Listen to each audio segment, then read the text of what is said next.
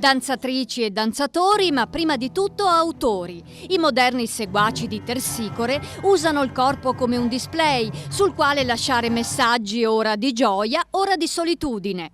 È il caso dei raffinati talenti presentati a Mogliano dal Festival A Piede Libero. In questa quinta edizione lo spettacolo non si è limitato al palcoscenico, ma è sceso in piazza fra la gente. Per la prima volta c'è una sezione in urbana, che vuol dire che oltre agli spettacoli serali in Piazzetta del Teatro c'è stata una parte che abbiamo organizzato nella piazza centrale, dove abbiamo portato la danza alle persone, e quindi non semplicemente portato le persone in teatro, ma portato la danza in strada.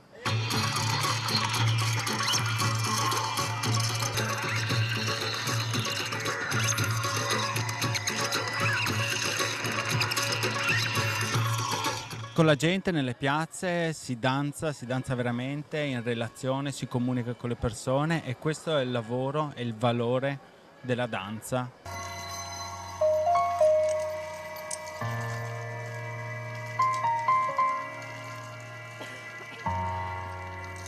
In questo solo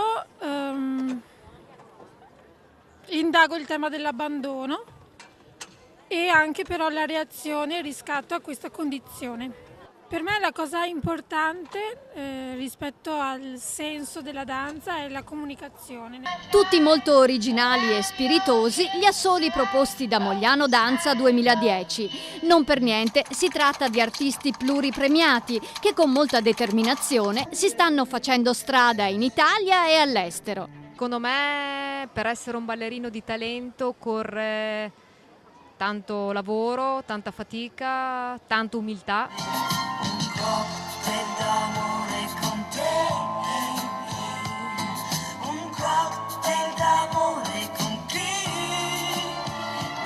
E tra le varie performance, quella più spiazzante è stata A Corpo Libero di Silvia Gribaudi, una riflessione semicomica sul proprio essere felicemente inadeguati ai più comuni standard. Questo pezzo ha avuto la fortuna di vincere il premio nel 2009 della Giovane Danza d'Autore Veneto, e quindi mi ha dato anche l'opportunità di circuitare in un circuito internazionale. Quindi è stato per me un anno importante, perché rispetto a anni fa, io adesso ho 36 anni, ho avuto la possibilità, dopo 15 anni di lavoro, di potermi comunque confrontare con un primo lavoro autobiografico e d'autore, sia a livello nazionale che internazionale. Quindi insomma adesso per me è un nuovo punto di partenza.